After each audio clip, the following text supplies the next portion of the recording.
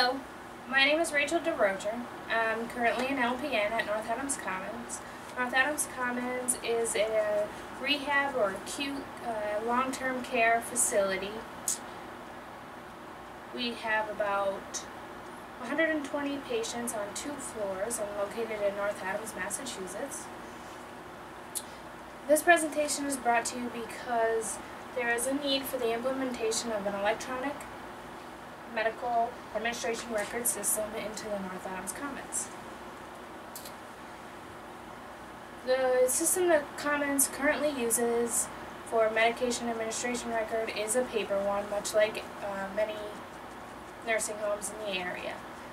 The use of paper MARs causes many med errors and incurred costs due to the errors, as well as compromised patient safety. The solution that I'm bringing to you is the eMAR, and we will discuss the budget, and we will have time for any questions that you may have. Some staggering statistics here for you. About 1 medication error occurs per day per hospitalized patient. That means, and that includes nursing home facilities, any medical facility giving care to patients. That means if a patient stays in a medical facility for 10 days, they have the potential of 10 errors occurring to them.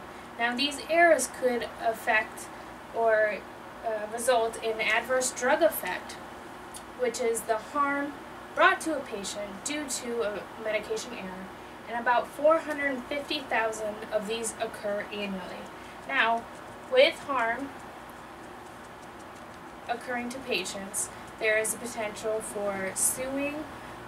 The facility then has to educate nurses and staff on what they have done wrong, and these errors cost about $21 billion a year throughout the United States for all facilities. That is a lot of money. With med errors, patient safety is compromised. When harm occurs, it can delay the patient's healing, cause them to stay in the facility longer because of the adverse effect. There are many things that affect the patient's safety. They could be given a wrong drug and have orthostatic hypotension and fall because of the wrong dose. So overall, it affects patient safety. Now, with these paper systems, all 5 of these people are responsible in the administration of the drug.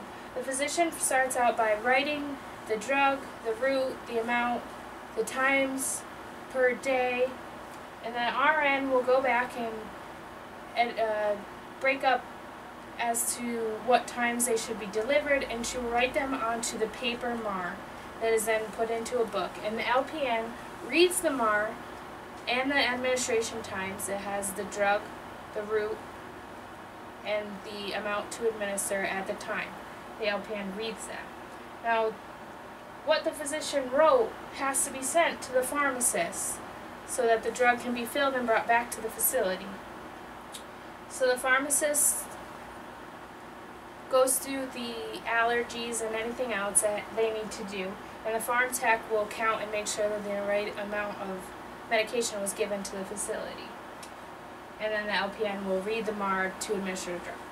Anyway, so there's 5 hands, 5 human hands in the process of giving a drug. That leaves 5 opportunities or more, depending on how many times each person is writing the order out. 5 opportunities for an error. This is an example of one type of med error, which is a transcription. To decrease the likelihood of an error occurring,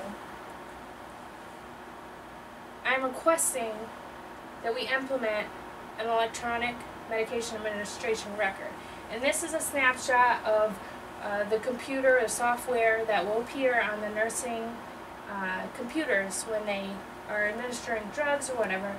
They have all the diagnosis of the patient's names here, all the allergies, any directions, their biological information is here, current vital signs, and all these tabs that you can go into.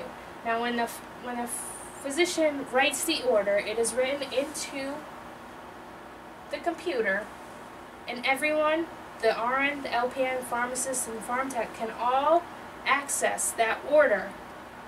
So now the order is only written one time, decreasing the likelihood of an error occurring. Now, as I said, that is only one example of how it's going to reduce errors. Now, the cost of the implementation is always the big thing. The cost of the implementation of the EMR system into the nursing home, the first thing we have to discuss is the software, the vendor that we're buying from.